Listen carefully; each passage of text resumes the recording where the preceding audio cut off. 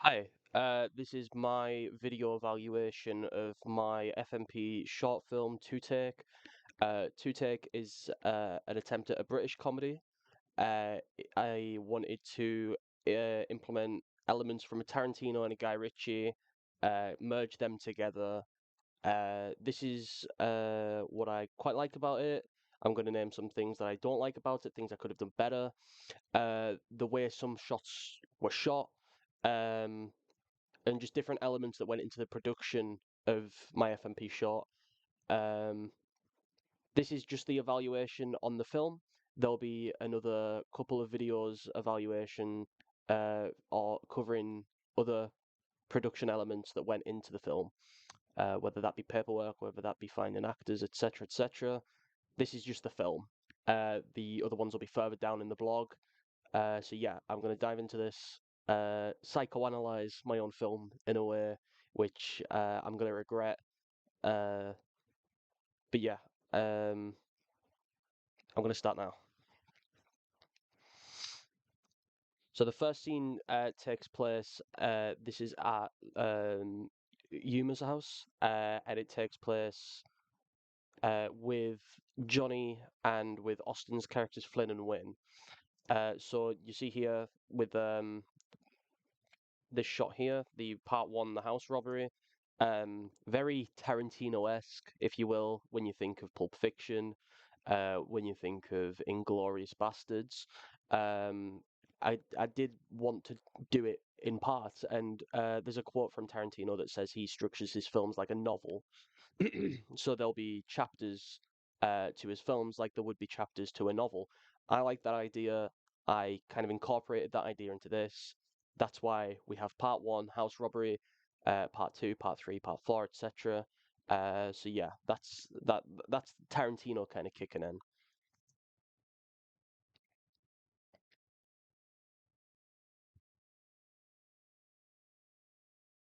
I'll turn this down just a little bit. I must point out the music choice. That's the elephant in the room. Um, Tarantino's quite popular for using modern sounding beats, modern sounding music. Um, Sometimes he likes the Western sound, sometimes he likes the 80s pop synthetic sound. Um, because this is a modern film, my idea was to take the element of Tarantino's music having a big influence of on his films. Um, a good known fact about Tarantino is he usually compiles the soundtrack to the film he wants to use and then writes the script around the sound. That's kind of what I wanted to try. I wanted to, when I was writing my character profiles, I wrote a section about what music I thought that my character would listen to, and that would be in the production side of my blog.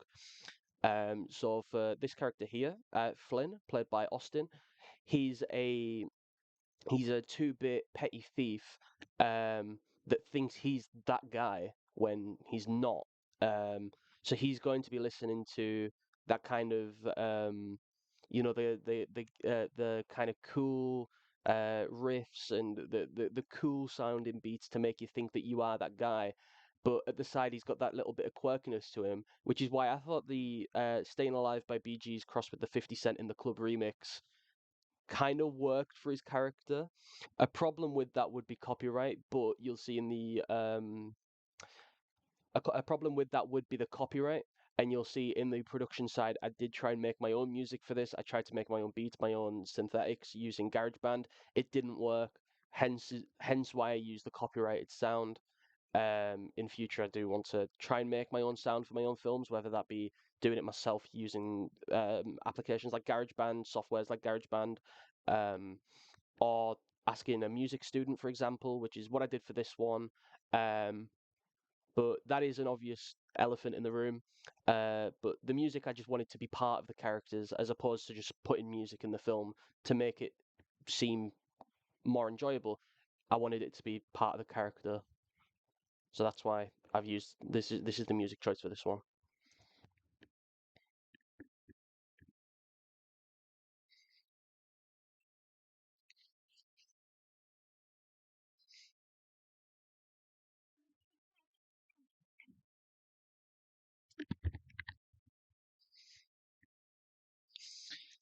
This angle here is my attempt at the Dutch angle. Um, it was used in a Brad Pitt film. I can't remember the name of, but it's supposedly used to make it look more distorted, make it look more mental in a way, and that's what I was kind of going for. They're in a rush. That they're trying their best to find this thing, in this house. So that this Dutch tilt, I think it's called, was my attempt at trying to make it look like what's going on is crazy. It's mental. They don't know what they're doing, but they're going guns blazing into this woman's house trying to find the briefcase, and that was my way of trying to signalize that.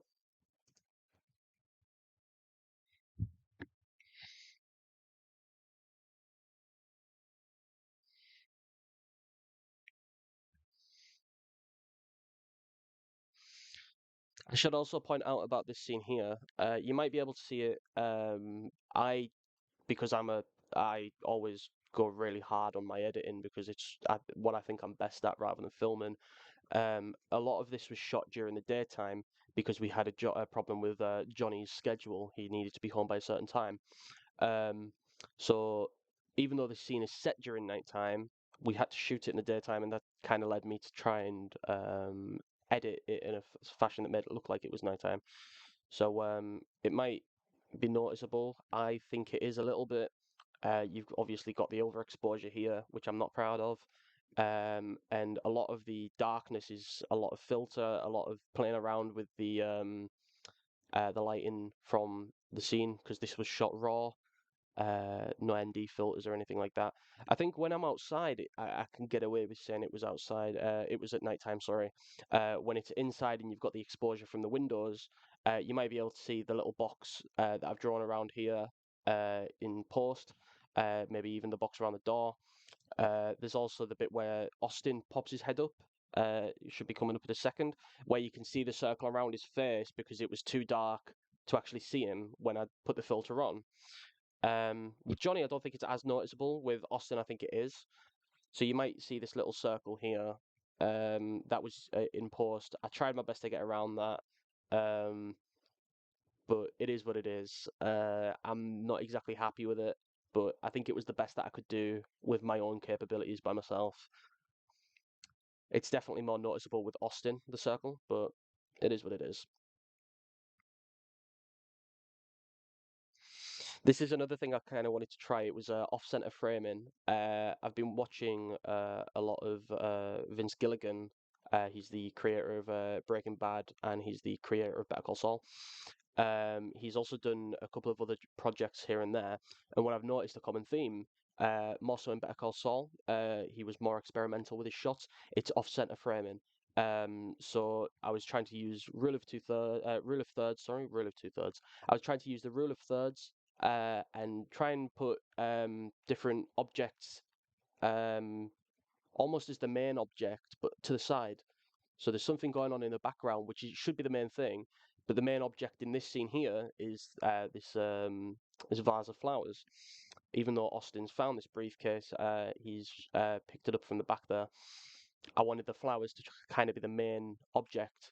Um, I think in a way it kind of makes the characters that are acting look smaller than what they are in reality. There's a lot more going on around them what meets the eye, which is why I didn't make this shot completely Austin and I kind of put the flowers in there.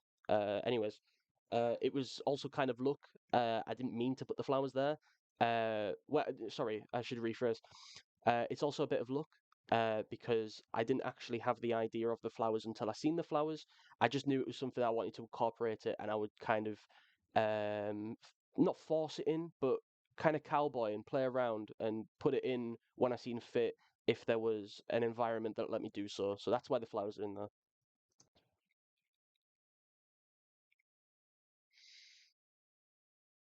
That scene, that shot there where he opens the briefcase and there's the light, that's obviously a reference to Pulp Fiction.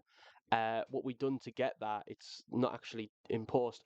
There was around, I'd say, 7 or 8 people on set that day. And what we all done was we all got our phones, we all put the flashlight on, placed them inside of the briefcase, and when Austin would open it up, that's where the shine would come. Um, and so that's how we kind of worked our way around that problem because I didn't feel comfortable doing that in post. So that's how we done that part.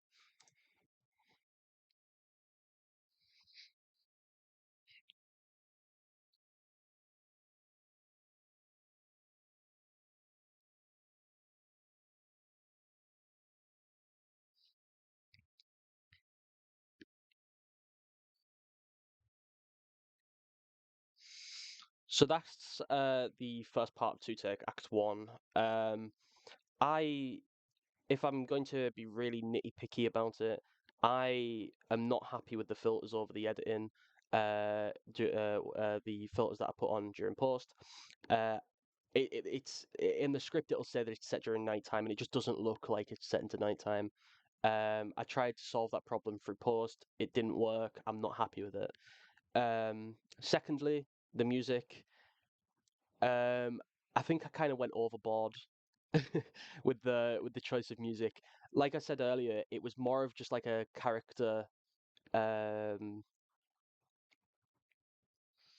like I said earlier, it was more of just like a character choice, their personality to kind of show what these characters are like.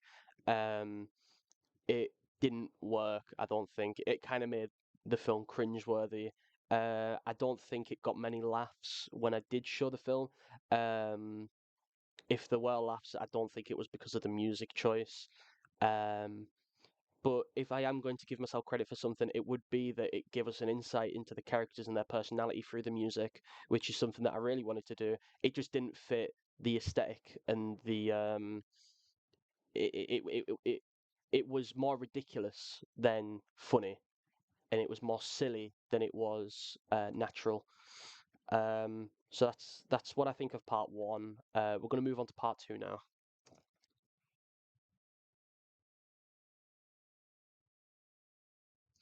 So part two introduces Uma and Ross, played by Sarah and Ollie. A common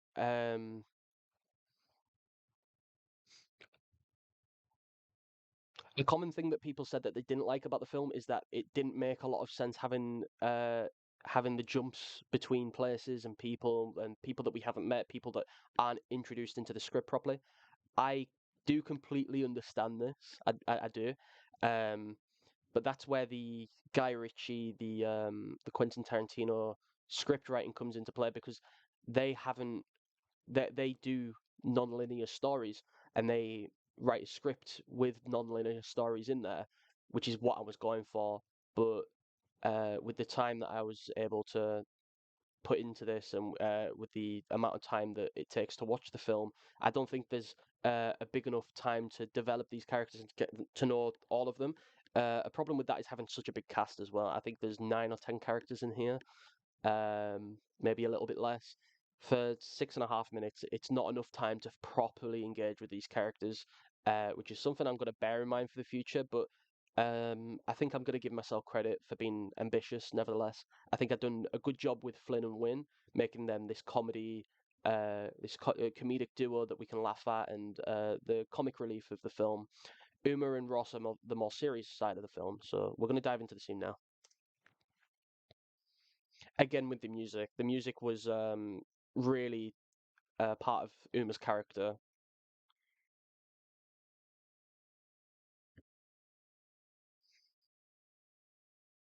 Again with the off-center framing, something that I really wanted to incorporate into this film.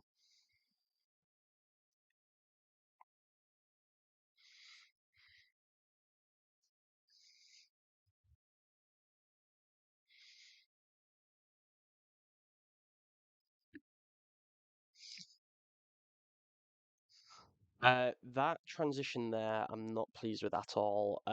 These bits in black and white are meant to be flashback scenes, and with the transition, the third transition to Ollie, I just don't think it worked. It just didn't, and I didn't get the most out of them flashback scenes. Another criticism that I have about this bit is the close-ups of Sarah. A big negative to my film is that I didn't get enough B-roll. Um, I was trying to be efficient with my time as I didn't have a lot of it, due to the fact that I was changing actors, changing schedules, having to push shooting back.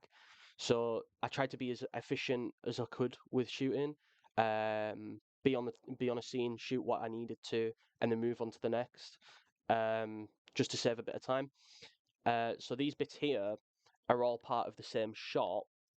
So the shot of Sarah here, this is actually just a wide shot of her in the background. In post, I just zoomed it in for different parts of her face. Um, that's why they aren't in focus.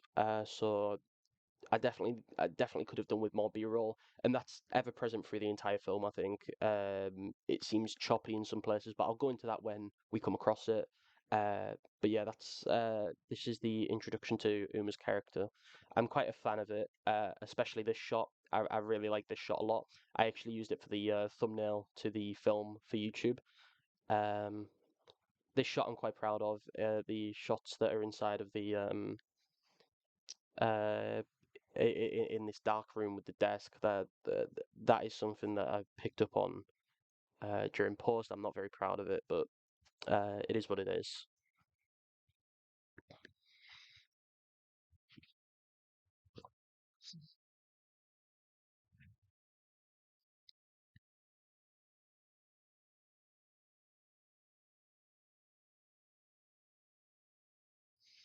This was more of an aesthetic for Uma's character. She doesn't speak. She wears headphones, almost like she's mute. Um, and I'm not saying that mute is an aesthetic. It's more of just a character choice. I wanted her to be like the silent badass of the film, and I think I got it across quite well. The subtitles for what she means to say, that was an aesthetic. That was a aesthetic choice for Sarah's character. I feel like I could have just done with not having the subtitle and just having her make an expression to kind of to kind of resonate with what she's trying to say. Um, but like I said, not enough B-roll, and I only made that choice of putting the subtitles in after recording. So that's the subtitles.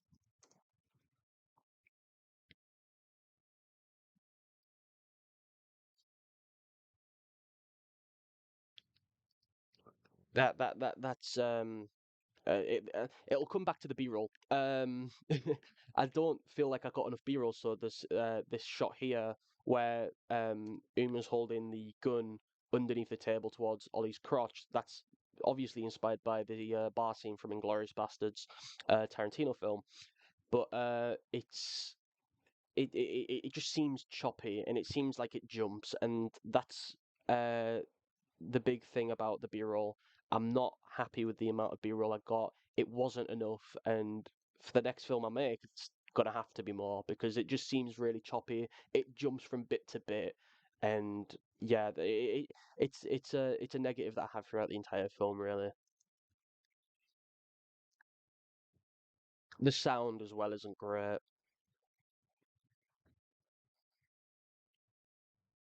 So this jumps from them having this conversation to him watching the tape of the CCTV.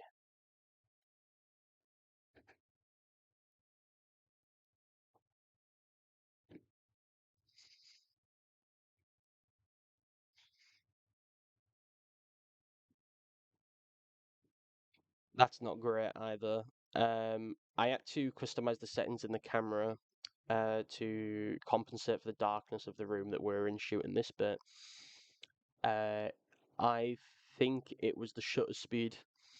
I could be wrong on that. I feel like the shutter speed was far too low, and we weren't actually shooting it with 24 frames per second. I think we were shooting it a lot less than that. That was a mistake made by me on the day. I'm not happy with it at all. Um, but camera work isn't my forte. I've been trying to improve it.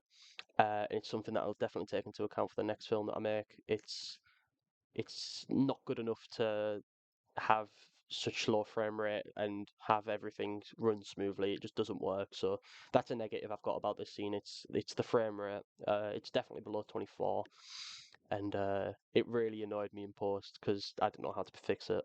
Uh, but nevertheless, we'll carry on.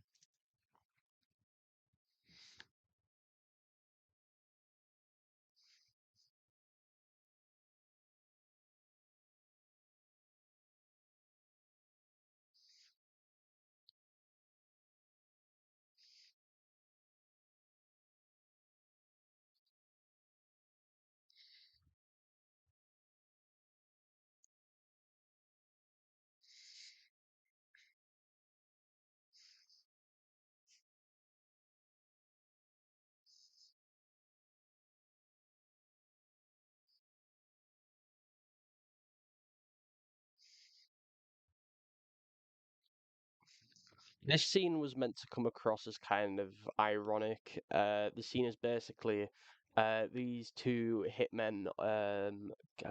They the scene is meant to be ironic. These two hitmen have interrogated Johnny's character Win, hoping to get information out of him for this briefcase. But the thing is, he's Welsh and he only speaks Welsh. Um, it kind of plays into the British comedy of the irony being there. It just comes across as really cringeworthy. It's not that funny.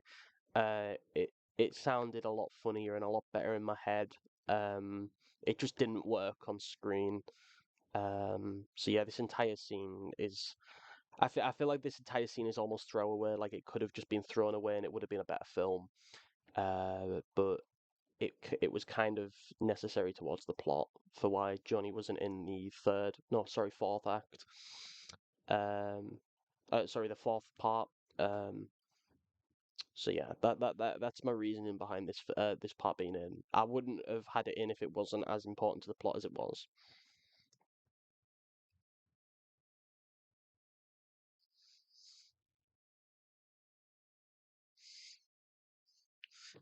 These shots here were inspired by it's a British TV show called Peep Show, where the entire show is shot in like a first-person view of each of the characters. Um, it was a good idea, and it definitely played towards that British comedy trope. Because Peep Show is quite iconic, um, especially within the friend group I'm in. A lot of people know Peep Show. A lot of people talk about Peep Show. A lot of people even reference some of the quotes from Peep Show. Um, I think it worked. It to an extent. It seems really choppy. It doesn't translate well, but it was a good idea. It was incorporated into the film, and I just feel like it's different and it's unique in a way, and that's kind of what I was going for. I was trying to bring in all these unique different angles of filmmaking that Guy Ritchie, Quentin Tarantino, and just British media uses in general, and combine it, make it what it was. And I feel like this is it didn't work, but given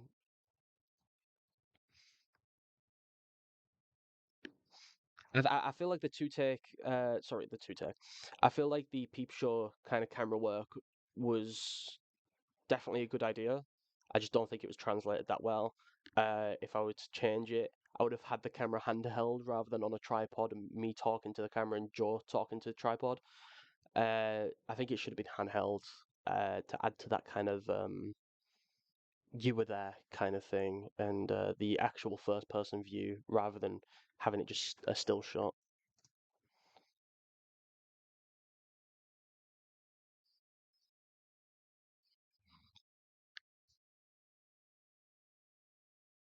That takes us to the last scene, part four, which is the big shootout, the finale.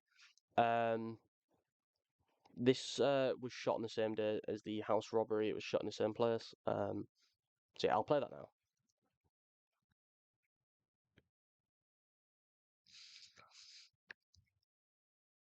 Again with the music choice, I chose "Winner" by ABBA because it felt like a nice concluding song, and it it it again it fits Austin's character of just being weird and quirky. Um, so this was more for Austin's character again. In my in my character profile of Austin's character, Flynn, he listens to these 80s kind of 80s, 70s, even 90s kind of pop culture music, um, the pop cult classics, and ABBA was like one of the first bands that came to mind as something that Flynn would listen to, which is why I put this in here because it's for this scene for Flynn, he's won. He's got this briefcase. He thinks is safe, and he's just enjoying life. So that's why "Winner" by ABBA's used. But again, copyright, I understand. If I could change it, I would. I definitely would. But I feel like this song definitely adds a lot more to the scene than the 50 Cent and the Bee Gees song did. I feel like this song it doesn't seem silly and it doesn't seem uh just weird. It seems kind of fitting and kind of nice, if that makes sense. Maybe not to the extent that I wanted it to, but it's definitely a better choosing of songs in my opinion.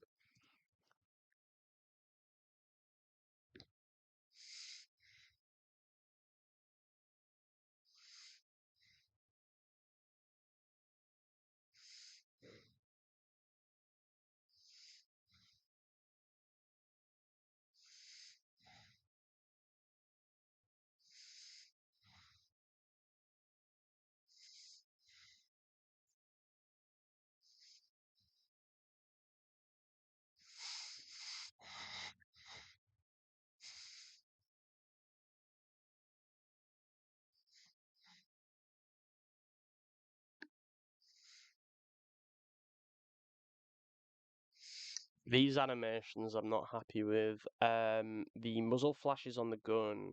I'd not actually attempted this before, so this was a first time. I got help from second year Ollie, who acted earlier, who's one of the best editors that I know personally, and he was trying to help me out through a Discord call. it it it adds to the realism, but it doesn't look realistic. I hope that makes sense. It's just not very well executed, which is a common theme with this film. It's a really good idea, but it's just not well executed. I feel like this it I feel like it just seems rushed, which it was. It was rushed, and if I could change it, I would absolutely. I'd have more time to film, but and more time to edit. But again, it is what it is. I would say that the muzzle flashes just add to the realism, but they don't look realistic.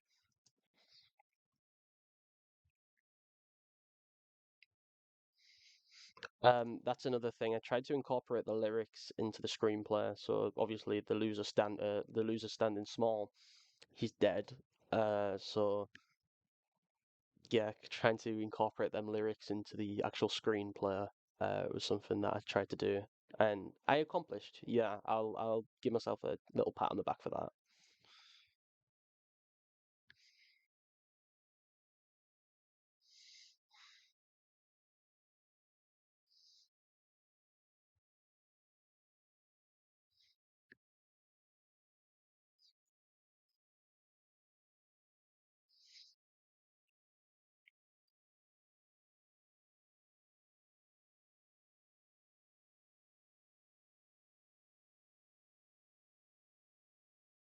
And the credits roll.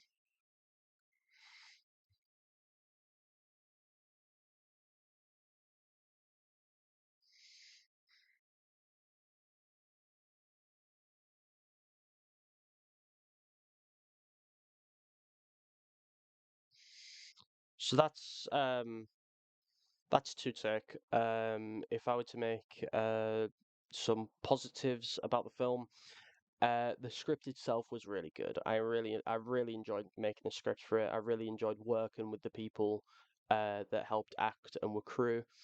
Um, I'm I'm very grateful for the people that helped me as well. Um,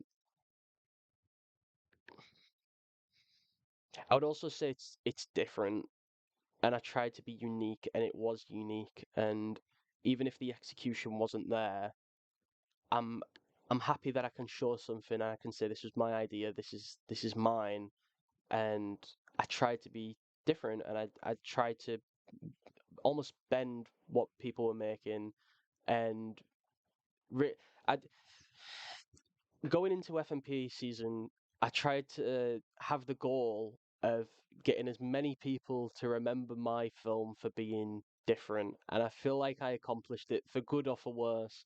I feel like I accomplished it. I think it's an okay film. I feel like the execution it could have been so much better, and it still does annoy me that it wasn't so much better. But I give myself pride at the fact that I tried to be a curveball and I tried to have a unique film of my own. If I'm gonna go over negatives, I feel like some of the camera work could have been better. Some of the shots were very nice and very well laid out, and I will give myself props for that. Um, a lot of the shots were done by me. The only shot that was done by someone else was the shot of Ollie in part two. This one here of Ollie in part two. Um, where is he? This shot of Ollie here, where he's sat. This one was shot by Declan. The rest were done by myself. I'm happy. I'm happy with the shots that I actually done. Um, Otherwise, negatives. It looks rushed because it was rushed, and it's something that I do regret. I should have given myself more time. Some of the focus, some of the shots are out of focus, which is such a it's such an annoying thing because it's something that I had nailed on the head until now. Um, I feel like the pressure of FMP kind of got to me with the basics. Um, if I'm gonna go with another negative, it'd be it's just too choppy and it just jumps around, and that's because I didn't have enough B-roll to smooth it out a little bit. If I didn't have the correct if I didn't have the amount of footage that I needed, I could have slid a bit of B-roll in there to make it look smoother. I didn't have the B-roll to work with, and it's not something that I thought about until I got into post and I was thinking that I hadn't had enough B-roll to make it smooth. So it's something that I'll definitely try and incorporate into the next film that I make. But otherwise, that's my analysis of my film. It's my little review. It's my evaluation of the film. Yeah, that's me for this part. Further down below will be evaluations on the paperwork. So yeah.